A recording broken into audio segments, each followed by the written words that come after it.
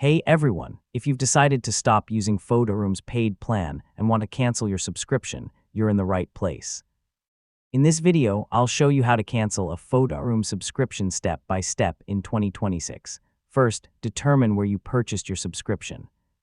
This is important because the cancellation process depends on whether you subscribed through the Photoroom website, the Apple App Store, or the Google Play Store.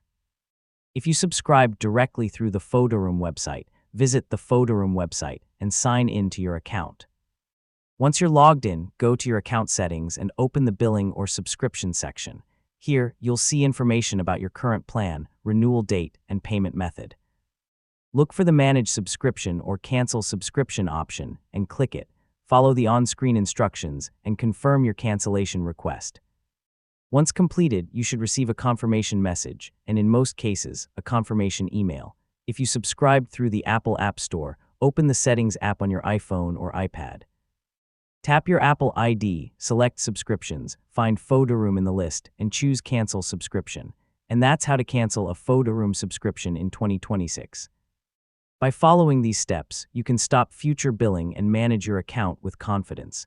Thanks for watching, and I'll see you in the next tutorial.